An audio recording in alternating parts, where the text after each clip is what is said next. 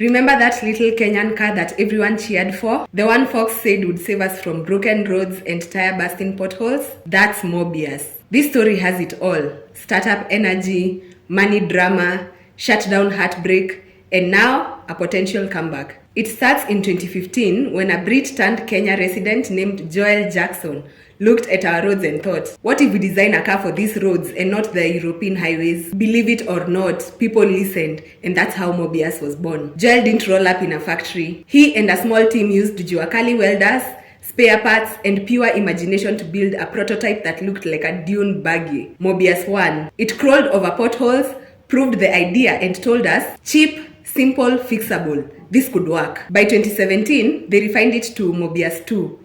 Boxy, rugged, designed to be repaired with a hammer and a smile. Their style wasn't for looks, but for survival on rough Kenyan roads. Mobius 2 launched with a small run, just 50 vehicles paid up front. People cheered. Finally, a car made for Africa. Investors like Playfair Capital, DFC, and OPIC hopped on board, pouring millions into scaling the idea. The early price, around 1.3 million. Cheaper than many imports and serviceable even in rural towns. But making cars isn't a weekend project. They were competing with cheap second-hand imports, unpredictable tax policies, and banks wanting quick returns. Supply chain costs, interest rates, and low sales volumes slowly squeezed cash flow. By August 2024, Mobius hit a wall. Shareholders voted to liquidate. It made headlines. A made-in-Kenya car startup shutting down. Sad but not shocking, this business is brutal. Then the plot twist. Early 2025, a Middle East firm called Silverbox bought the company. They reopened service centers,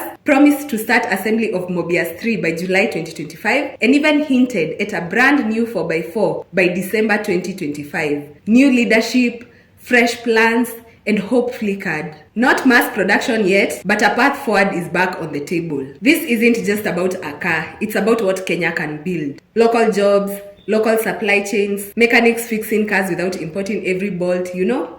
If Mobius scales, it could prove African farms can solve African problems. If not, it reminds us how harsh policy, used imports, and financing can crush good intentions. I've seen the original footage of the Mobius team. The welders, designers, believers, you know, lighting up when their car moved under its own power. It was heartbreaking to see the factory go silent. Anyway, that's it for this one, and I guess I'll see you in the next one.